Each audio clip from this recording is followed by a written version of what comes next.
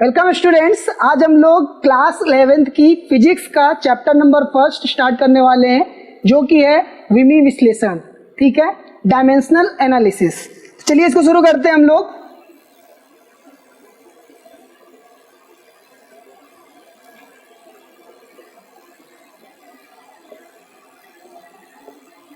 विमी विश्लेषण शुरू करने से पहले हम लोगों को यह जानना पड़ेगा कि विमी विश्लेषण के लिए विमी की रिक्वायरमेंट क्यों आई है। तो इसके लिए हमें सबसे पहले जानना पड़ेगा मापन के बारे में। मापन को समझते हैं तो मापन, इसके लिए हमें दो चीजों की जरूरत पड़ती है, एक मात्रा और एक मात्रक। हमें मात्रा और मात्रक दो चीजों की रिक्वायरमेंट होती है। ठीक है, अब मात्रा क्या होती है, मात्रक क्या होता है। मात्रा, इसको हम लोग न्यूमेरिकल वैल्यू बोलते हैं, या इसी को हम लोग आंकिक मान भी बोलते हैं। ठीक है, तो न्यूमेरिकल वैल्यू से इसको शॉर्ट में स्मॉल एन भी लिख लेते हैं, और इसको हम लोग इंग्लिश में यूनिट बोलते हैं, तो यूनिट से स्मॉल यू ले लेते हैं। ठीक है, अब देखिए मापन आया कहां से कि अगर आप मार्केट में कहीं भी कोई सामान लेने जाते हैं तो आपको रिक्वायरमेंट होती है कि आप उस चीज को कैसे मांगेंगे। आप गए दुकान में गए, शक्कर मांग रहे हैं, आप बोलेंगे क्या 2 किलो शक्कर दे दें या 4 किलो शक्कर दे दें। ठीक है, आप ऐसे तो नहीं कहेंगे कि 2 शक्कर दे दीजिए या किलो शक्कर दे दीजिए। अगर आप किलो शक्कर मांगेंगे तो ये नहीं बता पाएगा कि आप कितने शक्कर चाहते हैं। ठीक है, इसी तरह से अगर आप बोलते हैं 2 शक्कर या किलो शक्कर तो मैनेज नहीं कर पाएगा। यानी कि किसी भी चीज का अगर मापन करना है, यानी मेजरमेंट करना है,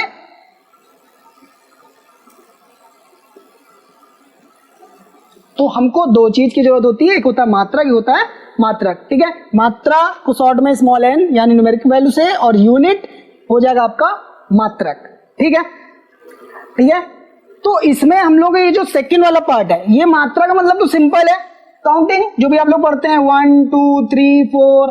ठीक है, ये सब आपका इसके अंदर आता है। यूनिट्स के अंदर क्या आते हैं, तो यूनिट्स के अंदर कुछ हमारे यहाँ पर मूल मात्रक होते हैं और कुछ होते हैं हमारे व्युत्पन्न मात्रक, और कुछ होते हैं इनको जो पूरक करते हैं, तो उनके बारे में यहाँ पर समझते हैं। तो अभी हम लोग जानेंगे मात्रक के बारे में। ठीक है, तो चलिए आगे चलते हैं। हमारे पास दो तरह के मात्रक होते हैं मेनली, उनको लिख लेते हैं यहाँ पर। तो कौन कौन से मात्रक हमारे पास देख लीजिए, यहाँ पर आपके सामने लिख दे रहा हूं। एक होता है हमारा मूल मात्रक, ठीक है, और कुछ मात्रक जो इन्हें पूरा करते हैं जिन्हें बोलते हैं पूरक मात्रक। इसके अलावा इन दोनों को मिला करके जो हम मात्रक बनाते हैं उनको बोलते हैं व्युत्पन्न मात्रक।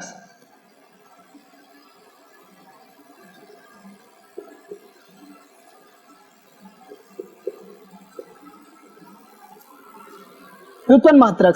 ठीक है, तो अब इसमें हम लोग देखते हैं एक एक करके, पहले मूल मात्रक के बारे में, फिर इसको, और फिर उसको लास्ट में देखेंगे। ठीक है, इसी तरह से हमारे धीरे से चैप्टर स्टार्ट होगा।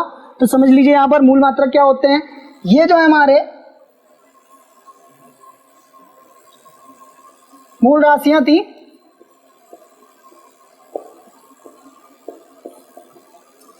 इन्हीं राशियों के जो मात्रक होते हैं वही हमारे मूल मात्रक होते हैं। तो अब हम लोग मूल मात्रक की तरफ बढ़ रहे हैं, तो मूल राशियां जानना जरूरी था। मूल राशियों के बाद मूल मात्रक देखेंगे। तो लंबाई का जो मात्रक होता है वो होता है मीटर,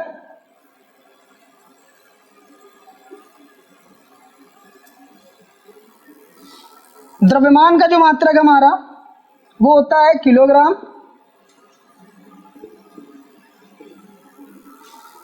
समय का मात्रक सेकेंड, सेक भी लिख सकते हैं आप शॉर्ट में, एस भी लिख सकते हैं। ताप का मात्रक degree centigrade, degree kelvin, degree Fahrenheit, कोई भी आप इसमें से एक ले लीजिए। ज्योति तीव्रता, इसका मात्रक होता है कैंडेला।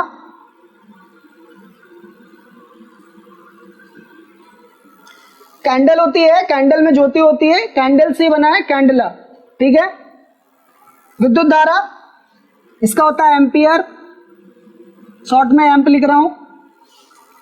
पदार्थ की मात्रा का मात्रक होता है मोल, ये आप लोगों ने केमिस्ट्री में ऑलरेडी पढ़ा होगा हाई स्कूल में, मोल। तो वहां ये उसका मात्रक होता है मोल, ठीक है। अब इनकी विमा, इन मूल मात्रक के हमें विमा भी पता होनी चाहिए, मूल राशियां, मूल मात्रक और इनकी जो डायमेंशंस होती है उनको भी देख लेते हैं यहाँ पर। तो आगे इसी के आगे डायमेंशंस नोट कर लीजिए इनकी। लेंथ, लेंथ का जो फर्स्ट लेटर है कैपिटल एल, इससे इसकी आई है कैपिटल एल। डायमेंशन को हमेशा ये बड़े ब्रैकेट के अंदर इस तरह से लिखा जाता है, ठीक है। कैपिटल एल लेंथ से आ गया, कैपिटल एम मास से आ जाएगा, टाइम से कैपिटल टी आ जाएगा, ताप, ताप में भी कैपिटल टी है और इसमें भी कैपिटल टी है, तो ताप का कैपिटल टी ना दे करके थीटा दिया गया है।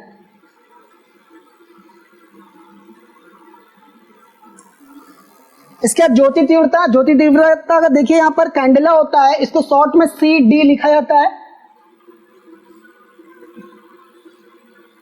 ये यहां पर इसका हो जाएगा। विद्युत धारा एम्पियर है, इसका मात्रक से लिया गया, यहां से नहीं लिया गया, एम्पियर से कैपिटल है। और मोल में आखिरी में जो ई लिखा है उसको हटा दीजिए, MOL मोल। यही एक स्पेशल है जो स्मॉल लेटर में है, बाकी जितने भी हमारे देखिए डायमेंशंस है वो सारे कैपिटल लेटर हैं, सिर्फ एक मोल को छोड़ करके। मोल आपका MOL ही हट जाएगा, ठीक है। तो ये आपके होगा डायमेंशंस, विमा। इनको नोट कर लीजिए एकदम सीक्वेंस में, आप यहाँ पर इसको टेबुलर फॉर्म में नोट कर लीजिएगा। पहले आपकी मूल राशियां, फिर इनके मूल मात्रक और फिर इनकी विमाएं, ठीक है। आई थिंक आप लोगों ने इतना कर लिया होगा। चलिए आगे बढ़ते हैं हम लोग पूरक मात्रक की तरफ। पूरक मात्रक के लिए पहले हम लोगों को पूरक राशियां पता होनी चाहिए, तो दो हमारे पास पूरक राशियां हैं।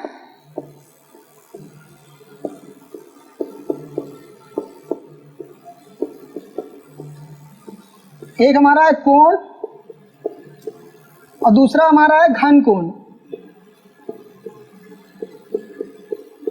कोण और घन कोण में अंतर ये है कि कोण हमारा 2D होता है और घन कोण हमारा 3D होता है। इसका जो मात्रक है उसको देख लीजिए, इसका मात्रक होता है रेडियन,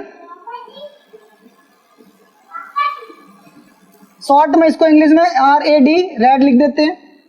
इसका होता है स्टेरेडियन,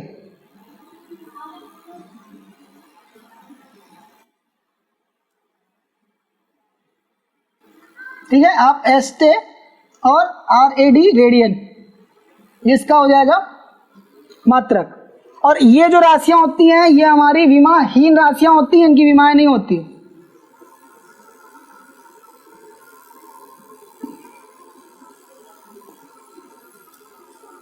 विमाहीन राशियां होती हैं, इंग्लिश में डायमेंशन लेस राशियां बोलते हैं, डायमेंशन लेस क्वांटिटीज।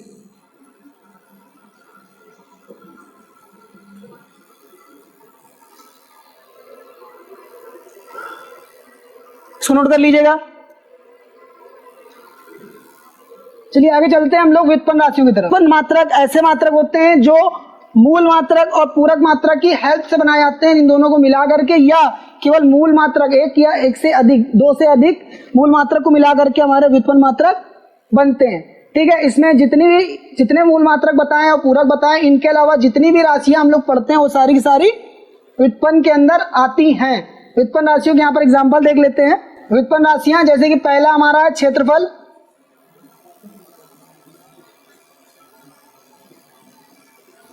यहां पर एक चीज क्लियर करेंगे कि क्षेत्रफल हमारा 2D है कि 3D है, ठीक है। ये चीज भी ध्यान देंगे। क्षेत्रफल को इंग्लिश में बोलते हैं एरिया। एरिया नॉर्मली हम लोग निकालते हैं लंबाई गुणे चौड़ाई। अगर आयत का एरिया की बात करते हैं तो लंबाई गुणे चौड़ाई, तो इसका फॉर्मूला हो जाता है लंबाई गुणते चौड़ाई, ठीक है। हम लोग इसकी मात्रक निकालना है और इसका विमा निकालना है। तो अगर आप मात्रक निकालना चाहते हैं तो मात्रक के लिए आपको क्या करना है, लंबाई और चौड़ाई इन दोनों के मात्रक रखने हैं, उन दोनों का मल्टीप्लाई यानी इंटू कराना है, ठीक है। लंबाई का मात्रक मैंने बताया था मीटर, लंबाई एक लीनियर नापी जाती है, उसी तरह से चौड़ाई भी लीनियर ही नापी जाती है, बस ये एक डायमेंशन होती है जो अलग होती है, बट होती है लंबाई के इक्विवेलेंट है। यानी कि दोनों के जो मात्रक होते हैं वो मीटर स्केल में ही होते हैं। तो दोनों मीटर हो गए, मीटर इंटू मीटर हो जाएगा आपका मीटर का स्क्वायर। ठीक है, विमा निकाल लेते हैं। तो विमा के लिए देखिए क्या करना है, जैसे मीटर इंटू मीटर किया ऐसे ही यहाँ पर अगर हम विमा निकालना चाहते हैं तो यहाँ पर एल पहले वाले की विमा और दूसरे वाले की विमा, विमाओं के बीच में इंटू नहीं लगाते हैं, डॉट लगा लेते हैं। एल और एल तो ये हो जाएगा आपका एल का स्क्वायर, इस तरह से। ठीक है, तो आप यहां पर एक चीज देखेंगे कि विमा के ऊपर यहां पर ये जो पावर लगी है, पावर है 2। ठीक है, पावर देखनी है आपको, पावर है 2। 2 पावर का मतलब है कि आपका 2 डायमेंशनल एंटिटी है, यानी कि क्षेत्रफल जो होता है वो आपका 2D होता है। ठीक है, पावर देखनी है, अगर पावर 3 हो गई तो 3D हो जाएगा, बट ये अभी क्षेत्रफल है तो क्षेत्रफल क्या है हमारा 2D है। तो ये इसका हो गया। एक और एग्जांपल देख लेते हैं, यहां पर दूसरा एग्जांपल देख लेते हैं, आयतन, वॉल्यूम। नॉर्मल वॉल्यूम जो होता है लंबाई गुणे चौड़ाई गुणे ऊंचाई, L into B into H. LBH होता है फार्मूला, आप लोगों ने पढ़ा होगा मैथ में, हाई स्कूल में, तो वहां से मैंने डायरेक्ट लिख दिया है, लंबाई गुणे चौड़ाई गुणे ऊंचाई भी लिख सकते हैं आप। ठीक है, तो L के लिए अगर यूनिट की बात करें तो metre into metre N into metre, तीनों के लिए मीटर हो जाएगा। यहां पर आप m इंटू एम करेंगे तो ये आ जाएगा आपका मीटर का क्यूब। ठीक है, अगर आप विमा निकालना चाहते हैं तो यूनिट की जगह विमा रख के कर लेते हैं। तो देखिए इसकी विमा कैसे निकलेगी,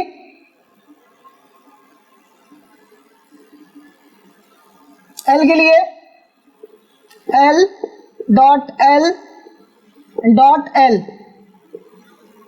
तीनों की विमाएं L ही होगी क्योंकि तीनों की यूनिट सेम है। ये आपका हो जाएगा L क्यूब। ठीक है, यहां पर देखिए क्यूब आया हुआ है, क्यूब का मतलब है कि ये जो आपकी फैक्टर ये आपका 3D है, यानी आयतन जो होता है वो 3D होता है। ठीक है, यहां से आप किसी को पता कर सकते हैं कि ये 2D है, 3D है, 4D, 5D, कितने D है ये आपको यहां से पता चल जाएगा। ठीक है, तो यहां से डायमेंशन हम लोग चेक कर सकते हैं। 0D भी होती है चीजें, तो 0D भी हम लोग यहाँ पर चेक कर सकते हैं। 0D में क्या आता है, जैसे कि अभी हम लोगों ने पूरक मात्रा की बात की थी, वो सब 0D थे, 0 डायमेंशन, कोई डायमेंशन नहीं थी उनकी, तो वो वहां से 0D होते हैं, ये आपके 3D 2D ऐसे आएंगे। ठीक है, तो यहाँ से आपको 2 एग्जाम्पल बताए, आप आगे और भी कर सकते हैं। तीसरा ले लेते हैं एग्जाम्पल, तीसरे में हम लोग घनत्व ले लेते हैं। ठीक है, घनत्व डेंसिटी,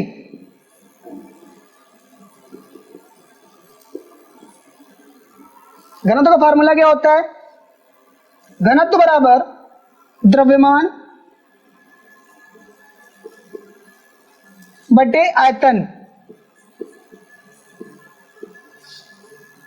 एक चीज याद रखिए, अगर आप कोई भी इसमें विमा निकालना चाहते हैं तो आपको सिर्फ और सिर्फ फार्मूला याद करना होगा, फार्मूलाज याद करने पड़ेंगे आपको।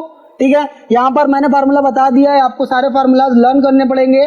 ठीक है, या आप जैसे जैसे इस बुक में सिलेबस में आगे बढ़ेंगे वैसे वैसे आपको फार्मूलाज आते जाएंगे। ठीक है, तो इस चैप्टर में आपको कोई रट्टा मारने की जरूरत नहीं है कि आप एक एक विमा याद कर रहे हैं। आपको जो पुराने जो ऑलरेडी आप फार्मूलाज पढ़ चुके हैं उनको सिर्फ यहाँ पे प्रैक्टिस करिए, बाकी आगे जैसे जैसे इसमें आप सिलेबस में आगे बढ़ेंगे वैसे से आपको जैसे फार्मूला मिलता जाए आप वहां पे उसका विमा निकाल करके वहां से विमा लर्न कर सकते हैं। ठीक है, तो यहाँ पर रट्टा मारने की जरूरत नहीं है कि पूरे 40-50 दे रखे हैं तो पूरे पूरे प्रैक्टिस कर रहे हैं।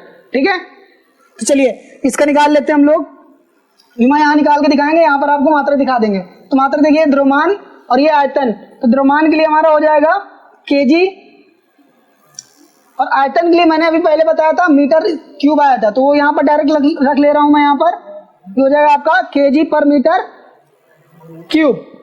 ठीक है, इसका इधर पे हम विमा निकाल लेते हैं। द्रव्यमान की विमा हमारी होती है कैपिटल एम, आयतन की विमा भी हम लोग निकाली थी एल क्यूब। यहां से हमारी विमा क्या आ जाएगी, एम एल माइनस 3। जब कभी भी पावर आपकी पॉजिटिव होती है और ऊपर ले जाते हैं तो आपकी पावर हो जाती है नेगेटिव में। अगर वो ऊपर है और नीचे ला रहे हैं तो भी पावर हो जाएगी चेंज। अगर ऊपर पॉजिटिव में लिखी है नीचे ले जा रहा है तो नेगेटिव, अगर ऊपर नेगेटिव में लिखी है नीचे ले जा रहा है तो पॉजिटिव। अगर आप ऊपर से नीचे नीचे से ऊपर कहीं भी ले जा रहे हैं तो उसका साइन कन्वर्जन हो जाएगा। अगर प्लस में तो माइनस, माइनस में तो प्लस में, यहाँ प्लस में ऊपर गई माइनस में हो जाएगी। ठीक है, तो ये आपका हो जाएगा एम एल की पावर -3 और इसकी हो गई है विमा। एक और एग्जांपल देख लेते हैं हम लोग यहाँ पर, वेग, वेलोसिटी। वेलोसिटी, वेग, चाल, इन सब की विमा सेम होती है। तो यहाँ पर वेग की निकाल रहा हूं मैं। वेग बराबर क्या होता है, आप लोग फार्मूला आता होगा, वेग बराबर विस्थापन बटे समय अंतराल।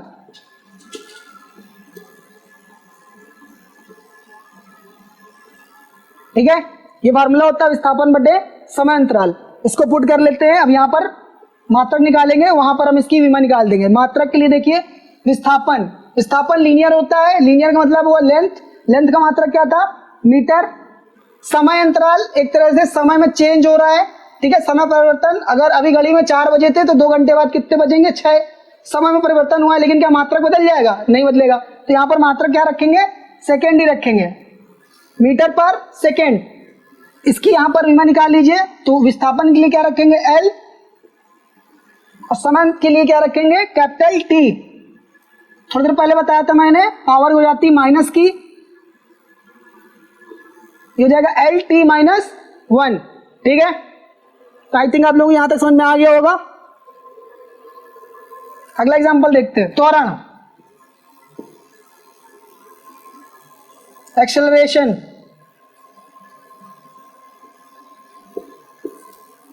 ठीक है, त्वरण की बात करें, मंदन की बात करें, एक ही बात होती है, मंदन माइनस में होता है, त्वरण प्लस में होता है। ठीक है, त्वरण में चाहे वो इस त्वरण की बात करें, चाहे वो वृत्तीय त्वरण की बात करें, त्वरण त्वरण ही रहता है, उसका मात्रक सेम रहेगा, चाहे वो आगे कोई भी टाइटल लगा ले। यहाँ ध्यान रखिएगा, त्वरण है तो त्वरण में चाहे वृत्तीय त्वरण हो, मात्रक सेम रहेगा।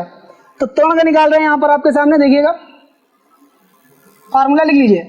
त्वरण बराबर क्या होता है, वेग परिवर्तन की दर को त्वरण कहते हैं। परिभाषा पढ़ी होगी आप लोगों ने, तो वही है, वेग परिवर्तन की दर, यानी कि वेग बटे समय अंतराल।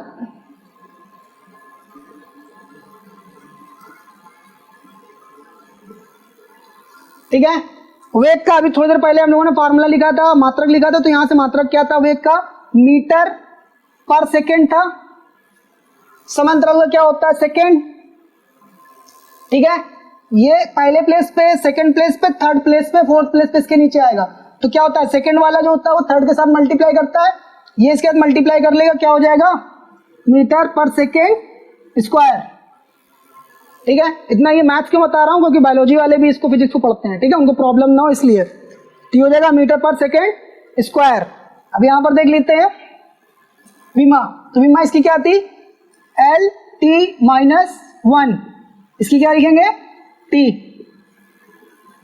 फिर ये नीचे से ऊपर जाएगा, पावर जाएगी माइनस में, क्या हो जाएगा, एल टी -1 और टी -1। अब टी जो है एल से तो मल्टीप्लाई करेगा नहीं, किससे मल्टीप्लाई करेगा, इससे। और आप लोगों ने पढ़ा होगा कि अगर आधार सेम होता है तो घातें क्या होती हैं, सॉरी, घातें क्या होती हैं, जुड़ जाती है। तो घात -1 कितना होगा, -2। तो क्या हो जाएगा, एल टी -2। ये हो गया आपका त्वरण, नोट कर लीजिएगा। अगला एग्जांपल देखते हैं हम लोग,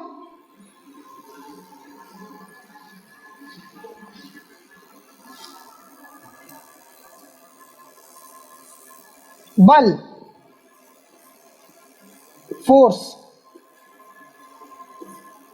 फोर्स का जो फार्मूला है वो तो सबको रटा होता है, F बराबर M है ना, रट रखा है, एकदम कंठस्थ है। तो भाई कर दो, F बराबर M है। M यहां पर मास है, मास के लिए ध्यान रखिएगा कि केजी होता है, और A का अभी निकाला था मीटर पर सेकेंड स्क्वायर। तो यहां से आ जाएगा आपका बल का मात्रक, और बल का यही मात्रक 1 न्यूटन का कहलाता है। तो इसी को हम लोग क्या लिखते हैं, न्यूटन। तो इस चीज को यहां पर आप लोग अलग से नोट कर लीजिएगा कि न्यूटन क्या है, उसको यहां पर नोट कर लीजिएगा। 1 न्यूटन बराबर 1 केजी मीटर पर सेकेंड स्क्वायर। ये बल का एमकेएस मात्रक है। एमकेएस, सीजीएस ये सभी बताऊंगा थोड़ी देर में कि एमकेएस क्या है, सीजीएस क्या है, ठीक है, उसके बारे में बता देंगे यहाँ पर। ठीक है, अब विमा निकाल लीजिए। यहाँ पर केजी है, केजी की विमा क्या थी, कैपिटल एम। इसके लिए अभी निकाला था LT -2, अभी निकाला था त्वरण का। ठीक है, तो क्या बन जाएगा मिल करके MLT -2, ये आ जाएगा आपका बल की विमा। नोट कर लीजिए इसको। चलिए अगला एग्जांपल देखते हैं, दाब।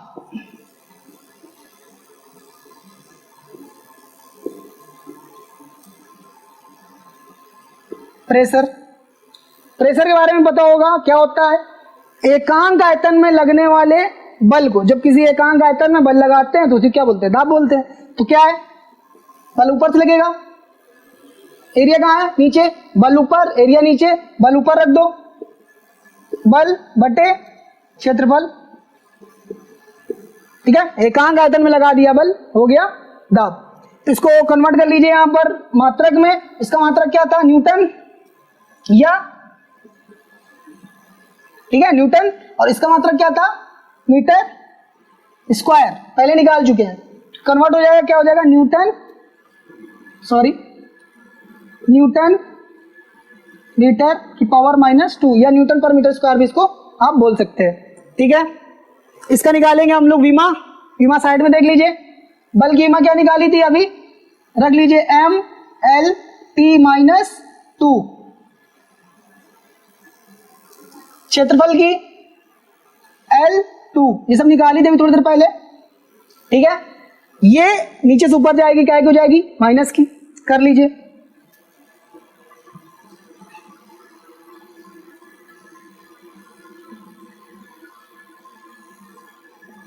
ठीक है, अब ये L, M और T के साथ छेड़खानी नहीं करेगा, किसके साथ करेगा, L के साथ। तो आधार सेम है, घातें क्या होंगी, जुड़ जाएंगी। इसकी घात कितनी है, कुछ नहीं लिखा।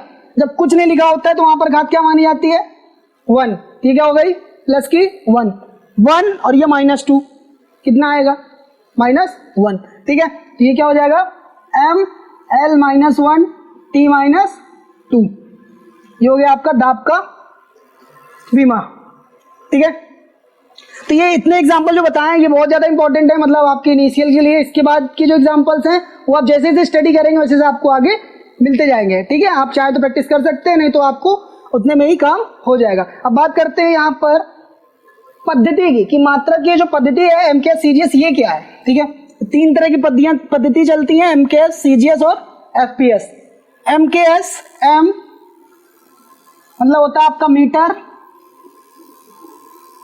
ठीक है, के होता है किलोग्राम, एस होता है सेकेंड। जहां पर आपको मीटर, किलोग्राम, सेकंड दिखाई देगा यानी आपकी एमकेएस पद्धति चल रही है। या अगर आप किसी को एमकेएस में ले जाना चाहते हैं तो आपको याद रखना होगा कि मीटर, किलोग्राम और सेकंड में ही आपको काम करना है। इसी तरह से सीजीएस में सी, यहाँ मीटर था, यहाँ सी से होता है सेंटीमीटर, जी यहाँ पर किलोग्राम है, यहाँ पर होता है ग्राम, यहाँ एस का मतलब सेकेंड ही है, यहाँ पर F metre, centimetre, F foot. ठीक है, ये आपका किलोग्राम, ग्राम, पी पाउंड, ये आपका सेकेंड ही होता है। ठीक है, मोस्टली इंडिया में ये यूज की जाती है सबसे ज्यादा। ठीक है, और ये जो होता है ये ब्रिटिश स्टैंडर्ड भी इसको बोलते हैं। ठीक है, ब्रिटिश स्टैंडर्ड बोलते हैं, ये ज्यादातर जो हमारे यूरोपियन कंट्रीज होती हैं वो यूज करती हैं एफपीएस। ठीक है, तो कोई भी बाहरी कंट्री का आप यूज करेंगे तो वहां पर आपको ये फुट और पाउंड में ही चीजें मिलेंगी, इंच में मिलेंगी, तो ये उनका यूज है। हम लोग यूज करते हैं सेंटीमीटर, मीटर और इन सब चीजों में। ठीक है, मोस्टली इसमें हम लोग काम करते हैं। ठीक है, ये बड़े मात्रक है, छोटे मात्रक है, ये ब्रिटिश स्टैंडर्ड है। ठीक है, तो ये आपके बड़े मात्रक हो गए, ये आपके होगा छोटे मात्रक।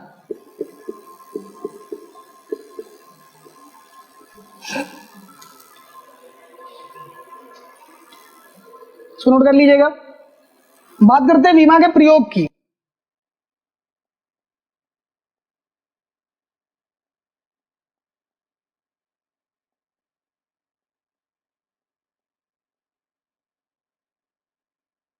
विमा का प्रयोग कहाँ कहाँ किया जाता है? तो विमा का प्रयोग जो होता है मेनली 3 तरह से हम लोग करते हैं, ठीक है। तो उसको यहाँ मैं लिख दे रहा हूँ, देख लीजिएगा। ये 3 तरह में हम लोग यहाँ विमाओं का यूज करते हैं, ठीक है, उपयोग करते हैं। पहला है एक पद्धति की मात्रा को दूसरी पद्धति में कन्वर्ट करना। दूसरा हमारे सामने किसी समीकरण के संतुलन, ये विमीय संतुलन की बात हो रही है यहाँ पर कि डायमेंशनली वो संतुलित है कि नहीं है, बैलेंस्ड है कि नहीं है, इसका परीक्षण करना। तीसरा भौतिक राशियों में संबंध स्थापित करना, यानी कि जो फार्मूले हैं उनका निगमन करना, ठीक है। तो एक एक करके इनको डील करते हैं। पहला है एक पद्धति के मात्रक को दूसरी पद्धति के मात्रक में कन्वर्ट करना। मेनली हमारे पास 2 ही पद्धतियां हैं, एमकेएस और सीजीएस। तो इसी पे पहले बात करेंगे, बाकी हम कर तो एफपीएस में भी कर सकते हैं, ठीक है। यहाँ कन्वर्जन की बात कर लेते हैं। तो पहला टॉपिक है एक पद्धति के मात्रक को दूसरी पद्धति की मात्रक में कन्वर्ट करना। तो देखिए क्या यहाँ पर क्या चीज का हम लोग यूज करने वाले हैं कि यहाँ पर मापन हम लोगों ने जब किया था तो 2 चीजों का यूज किया था। एक थी हमारे पास मात्रा और एक था मात्रक, ठीक है। एक था मात्रक, एक था मात्रा। मात्रा को मैंने क्या बोला था वहां पर, स्मॉल एन, इसको क्या बोला था, यू, ठीक है। तो ये दोनों मिलके क्या बनते हैं, एन इंटू यू, यानी कि न्यूमेरिक वैल्यू और उसका मात्रक ये ऑल द टाइम क्या रहते हैं, कांस्टेंट रहते हैं।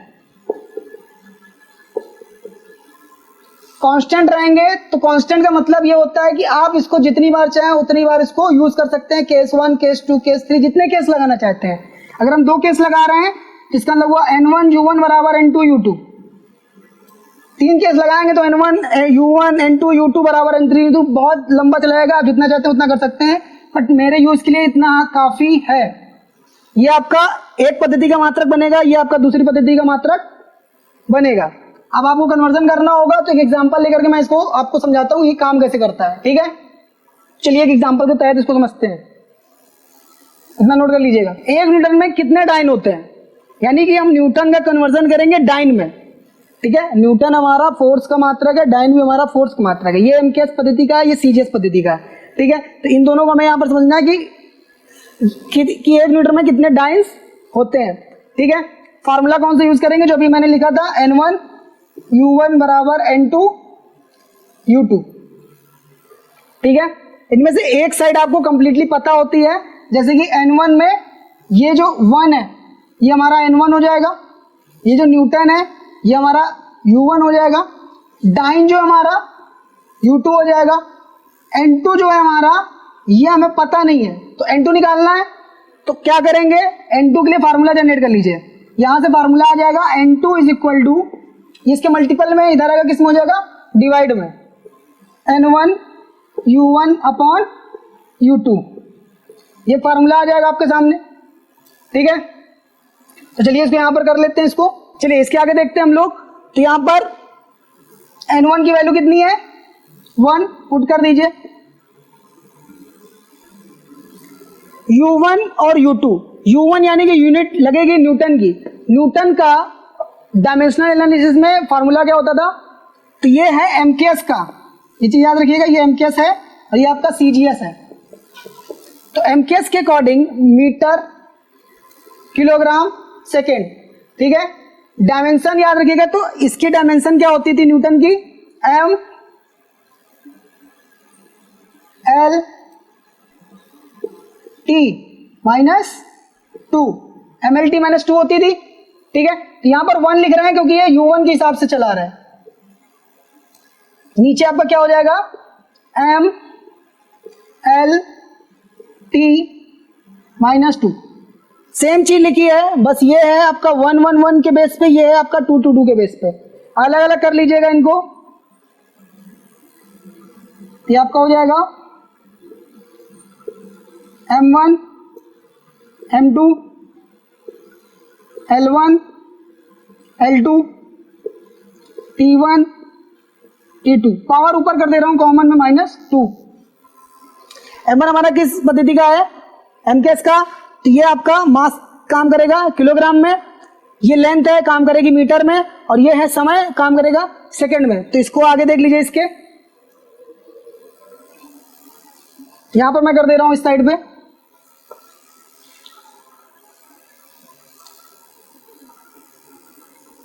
एम की जगह लिख लीजिए यहां से एमकेएस से किलोग्राम, ठीक है। एम का मतलब ये ना समझिएगा, एम है यहाँ पर मास, मास मतलब द्रव्यमान, ठीक है, द्रव्यमान का होता है किलोग्राम, किलोग्राम बटे नीचे वाले का सीजीएस से उठाएंगे क्या आएगा, ग्राम। ठीक है, यहां इंटू 1 था उसको रहने दीजिए। इसका क्या हो जाएगा, मीटर, इसका क्या हो जाएगा, सेंटीमीटर। इसका दोनों को सेकंड है, सेकंड लिख दीजिए। ठीक है, किलोग्राम और ग्राम, मीटर एंड सेंटीमीटर, जिसको आप कन्वर्ट कर सकते हो उसको कन्वर्ट कर लीजिए। तो देखिए इजी है ग्राम को कन्वर्ट करना किलोग्राम को, क्योंकि किलोग्राम में पता है 1 किलोग्राम में कितने होते हैं, 1000 ग्राम। मीटर में पता है 100 सेंटीमीटर, तो इसको कन्वर्ट करना आसान है, कन्वर्ट कर लीजिए। ये हो जाएगा 1, ये हो जाएगा आपका 1000 यानी 10⁻³ लिख सकते हैं इसको, ग्राम। ये हो जाएगा आपका नीचे ग्राम, ये हो जाएगा आपका 10⁻² सेंटीमीटर। सेकंड से सेकंड पहले ही कट जाएगा आपका, तो ये आ जाएगा यहाँ पर इंटू में 1। ग्राम से ग्राम कट जाएगा, सेंटीमीटर सेंटीमीटर कट जाएगा, तो कितना आएगा, आधार सेम है, घातें जुड़ जाएंगी, कितना आएगा 10⁵। ये आपकी वैल्यू आई किसकी, N2 की, N2 वैल्यू आ गई आपके सामने। ठीक है, तो अब हम यहाँ पर N2 वैल्यू पुट कर दें तो हमें निकल आ जाएगा। तो N2 वैल्यू उठा लीजिए और यहाँ पर पुट कर लीजिए, क्या था, 1 न्यूटन बराबर, क्वेश्चन मार्क में क्या था, N2 पुट कर दीजिए, कितना आ रहा है 10⁵ डाइन। ये आपका हो जाएगा आंसर कि 1 न्यूटन में कितने डाइन होते हैं, 10⁵ डाइन। नोट कर लीजिएगा इसको। ठीक है, ये आपको समझ में आ गया होगा। एक और देख लेते हैं तो समझ में ज्यादा आ जाएगा। सेकेंड एग्जाम्पल देख लेते हैं, 1 जूल में कितने अर्ग होते हैं। ठीक है, तो ये कार का मात्रक है, जूल भी और ये भी अर्ग भी। तो जूल हमारा एमकेएस पद्धति का है, पद्धति दिमाग में रख लीजिएगा, पद्धति पता होनी चाहिए। ये एमकेएस का है और ये हमारा सीजीएस का है। ठीक है, फिर से कन्वर्जन में आपको पता है N1 U1 N2 पता नहीं है, फार्मूला पिछले बार निकाला था तो बार बार निकालने की जरूरत नहीं है। फार्मूला क्या आया था, फार्मूला आया था N2 = N1 मल्टीप्लाई में आपके पास M1 M2 इसकी होल पावर स्मॉल a, अभी बताता हूं इसको मैं, L1 L2 इसकी whole power small b, T1 T2 इसकी होल पावर आ जाएगी आपकी small c। A B C क्या है ये आपको इसकी विमा से पता चलेगा, कार की विमा से। कार की विमा तो अभी निकाली नहीं है, तो कार की विमा कैसे निकाले, चलिए जल्दी से कार की विमा निकाल लेते हैं। तो कार का फार्मूला क्या होता है, कार बराबर होता है बल विस्थापन, तो बल गुणे विस्थापन F × S। बल का क्या था M/L/T-2, इसका क्या है L, लंबाई है। ठीक है, लंबाई है, इसका क्या हो जाएगा L, मल्टीप्लाई कर लीजिए, क्या आ जाएगा M/L/2T-2। ये आपके सामने आ गया है। यहां से आपको कंपेयर करना होता है, यहाँ पावर कितनी लिखी है 1, यहाँ पावर कितनी लिखी है 2, यहाँ कितना है -2। तो स्मॉल a की वैल्यू कितनी आ गई 1, स्मॉल b की वैल्यू कितनी आ गई 2, स्मॉल c की वैल्यू कितनी आ गई -2। a b c की वैल्यू आप देखिए वहां पर कैसे रखनी है, यहां से कंपेयर करने के बाद b और ये c। ठीक है, ये वैल्यूज आपको a b c ऐसे मिलेंगी। ठीक है, पिछली बार एकदम स्टार्ट से बताया था, इस बार थोड़ा शॉर्ट से बता रहा हूं ताकि आप दोनों तरीके से जिसको आपको जैसे समझ में आए वैसे आप कवर कर लीजिएगा। ए बी सी पुट कर लीजिए। चलिए यहाँ पर कर लेते हैं। M1 की जगह आपको पता है MKS के हिसाब से रखना है, तो यहाँ पर 1 ये आपका हो जाएगा किलोग्राम, ये हो जाएगा ग्राम, पावर कितनी है 1, ये आपका हो जाएगा मीटर, ये हो जाएगा सेंटीमीटर, पावर कितनी है 2, ये आपका हो जाएगा सेकेंड, ये भी हो जाएगा सेकेंड, पावर कितनी है -2। ठीक है, कन्वर्ट कर लीजिए 10⁻³ ग्राम, यहां पर रख लीजिए 10⁻² सेंटीमीटर, सेंटीमीटर और सेकेंड पहले ही कैंसिल आउट कर लिया, centimetre centimetre, gram and gram.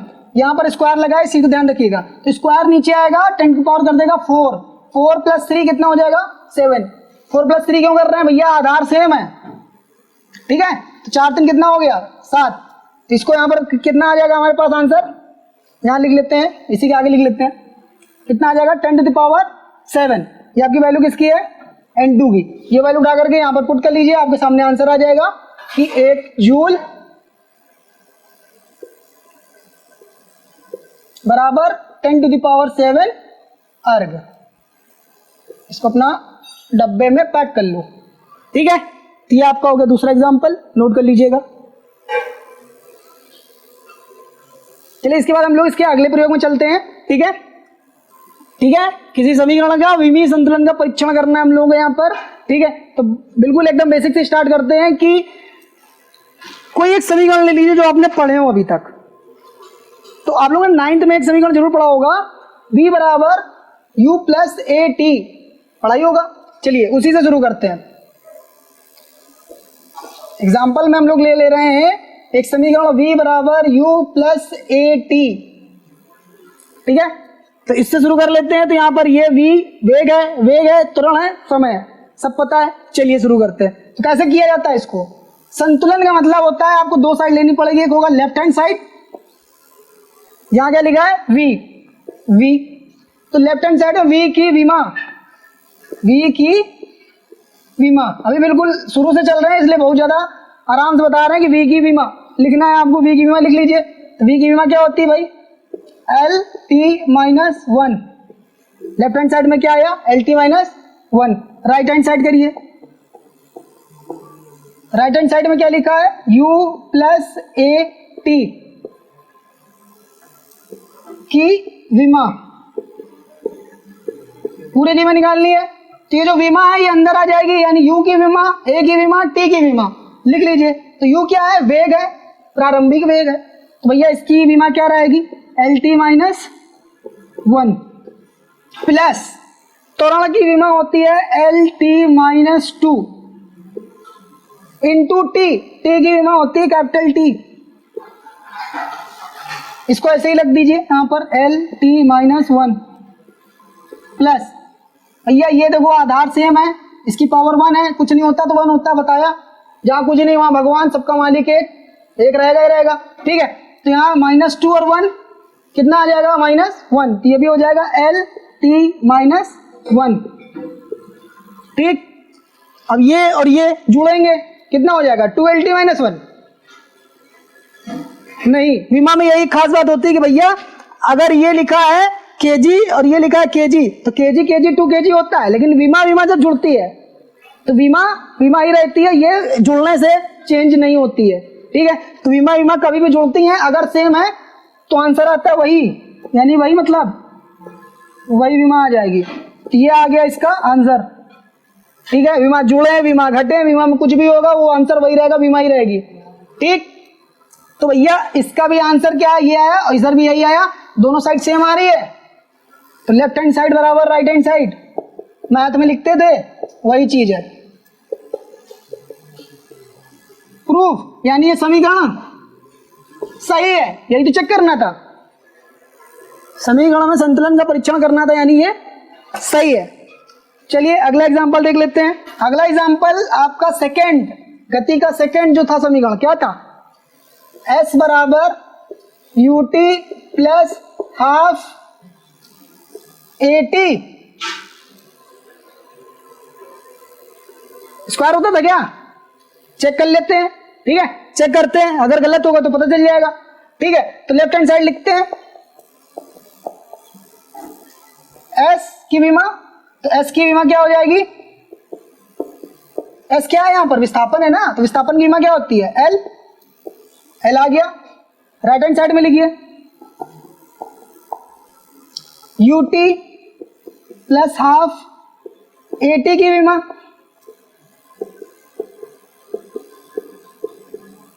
u की विमा, t की विमा, सब ये सब में अप्लाई हो जाएगा। तो u की विमा क्या होती है? L T minus one, t की विमा t प्लस हाफ।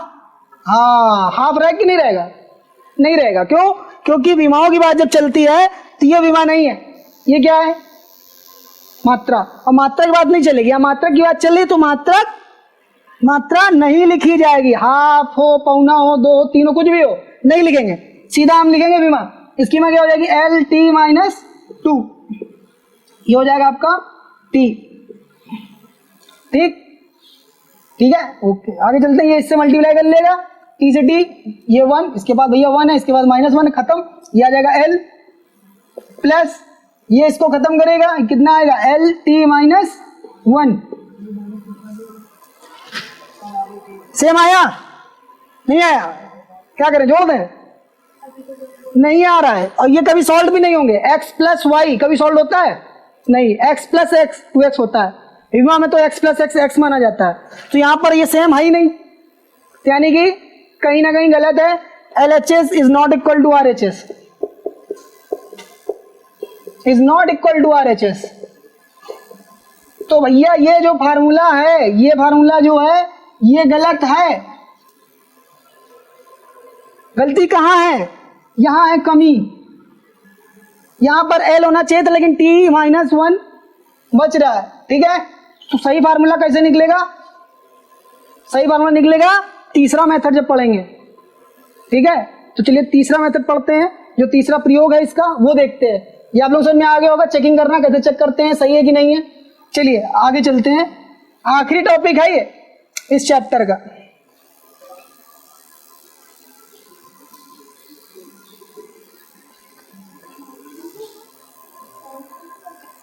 क्या था भाई तीसरा टॉपिक?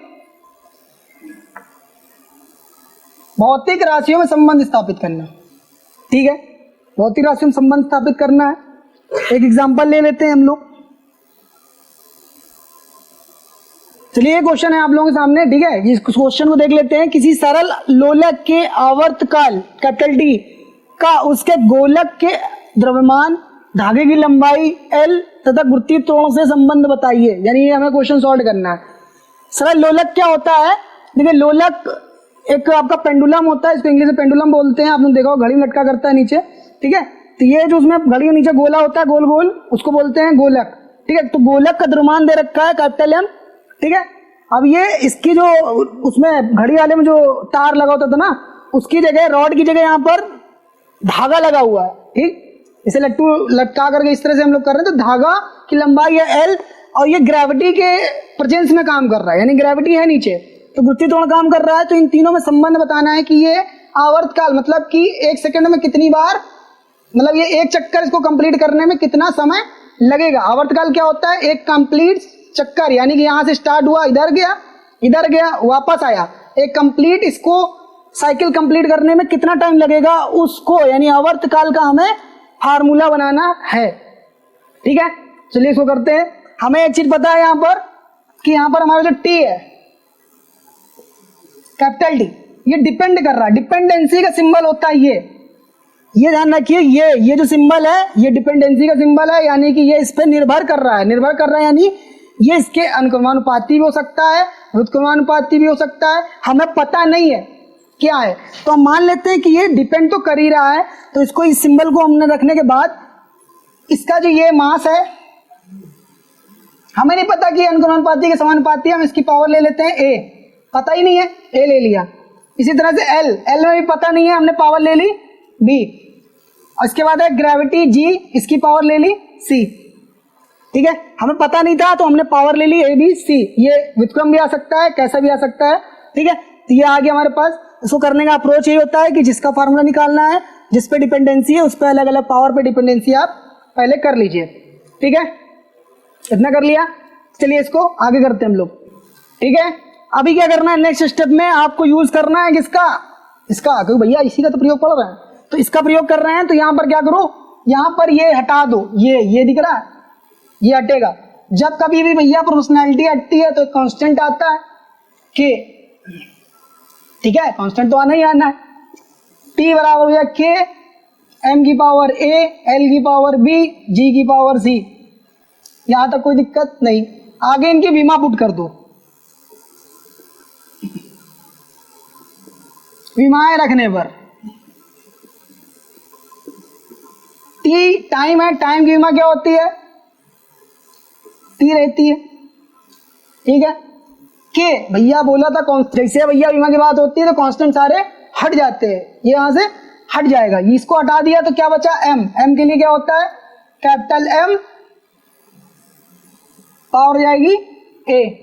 L के लिए क्या होता है कैपिटल L, पावर हो जाएगी B।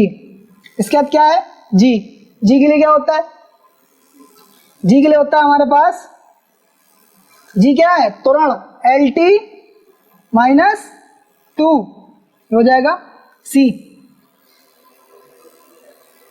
ठीक है, इसको यहां पर सेट कर लीजिए, ये अंदर आएगा तो देखिए क्या बनेगा, T is equal to M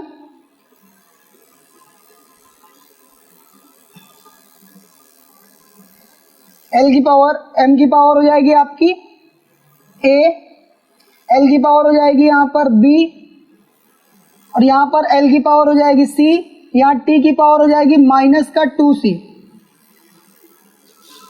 अगले स्टेप में सबको एक साथ लिख लीजिए, हो जाएगा M की पावर A, L दो बार है, L की पावर जुड़ जाएंगे, हो जाएगा B प्लस C, T की पावर माइनस 2C। इसको ऐसे कर लीजिए। यहाँ पर देखिए T लिखा है, M नहीं है, L नहीं है, लेकिन हमें यहाँ लिखना पड़ेगा, तो कैसे लिखेंगे? अगर कोई नहीं लिखा है तो उसको लिखने का मतलब है कि उसको आप लिखिए बट पावर कर दीजिए 0। 0 का मतलब है वो है नहीं वहां पर, बट है। ठीक है नहीं बट है, तो 0 रख दिया। 0 की पावर किसी की होता है उसका मान होता है 1, 1 तो था वहां पे, तो इसलिए वहां पर M की पावर 0, L की पावर 0 और T तो अपना है, उसको रहने दो। T की पावर कुछ यहाँ पर हो जाएगी 1। ठीक है, ऐसा हो गया। अब क्या करो, घातों की तुलना करनी है। M के ऊपर यहाँ पावर कितनी है 0, यहाँ M के ऊपर पावर कितनी है A, तो A बराबर कितना आ जाएगा 0। L के ऊपर 0 है, यहाँ पर B प्लस C है, तो B प्लस C बराबर कितना हो जाएगा 0। कंपेयर करने का मतलब होता है पूरी पूरी पावर यहाँ पे उठाओ और पूरी पूरी पावर यहाँ पे उठाओ, इक्वल टू कर दो, तो B plus C equal to 0। यहाँ से आ जाएगा हमारे पास माइनस का 2C, माइनस का 2C इज इक्वल टू 1। ठीक है, माइनस का 2C इज इक्वल टू 1। यहां से C की वैल्यू निकाल सकते हैं, -2 मल्टीप्लाई में है तो C बराबर आ जाएगा माइनस का 1/2। यहां से निकाल लीजिए, C बराबर आ जाएगा माइनस का 1/2, और डब्बे में इसको पैक कर लो, यहाँ पे A को डब्बे में पैक कर लो। अब C का आया है -1/2, उठा करके यहाँ पर पुट करेंगे, B की वैल्यू आ जाएगी। यहां पर मैं कर दे रहा हूं साइड में, देखिए B प्लस C की वैल्यू कितनी है -1/2 इक्वल टू 0। ये माइनस का है, उधर जाएगा क्या हो जाएगा प्लस का, तो B बराबर कितना आ जाएगा प्लस का 1/2। A B C तीनों की वैल्यू आ गई है, तीनों वैल्यू उठा करके यहां पर पुट करनी है समीकरण 1 में। ठीक है, इतना हो गया होगा, नोट कर लीजिए। आगे करने जा रहे हैं A B C की वैल्यूज पुट करने, तो क्या आ जाएगा यहाँ पर T is equal to constant बना रहेगा, भैया वैल्यू पुट कर रहा है, दिमाग का खेल नहीं है अभी। M की पावर कितनी थी 0, L की पावर कितनी थी 1/2, G की पावर कितनी -1/2। ठीक, ये 0 पावर है यानी कि ये नहीं है, हट जाएगा, क्या बचेगा T is equal to K, L की पावर 1/2 और G की पावर माइनस है, इसको नीचे ले जाएंगे तो G की पावर हो जाएगी 1/2। पावर सेम है, एक साथ कर सकते हैं, क्या हो जाएगा T is equal to K L upon G की होल पावर 1/2। इसी को हम ये लिख सकते हैं, this implies that T is equal to K under root के अंदर L अपॉन G। ये आपका संबंध है जो निकालना था, यानी कि जो आवर्तकाल होता है वो लोलक के द्रव्यमान M पर निर्भर नहीं करता। आप कितना भी भारी ले आए लोलक, उससे फर्क नहीं पड़ेगा, फर्क पड़ेगा कि लंबाई कितनी है आपकी डोरी की और ग्रेविटी कितनी काम कर रही है। ठीक है, और ये जो K है, K की वैल्यू कई एक्सपेरिमेंट साइंटिस्टों ने किया तो K की वैल्यू कितनी निकल के आई थी 2π। ठीक है, तो इसी तरह के कई एग्जांपल हैं, आप लोग सॉल्व कर सकते हैं। ठीक है, तो ये चैप्टर आपका यहीं पर खत्म होता है। ठीक है, thank you for watching, keep learning.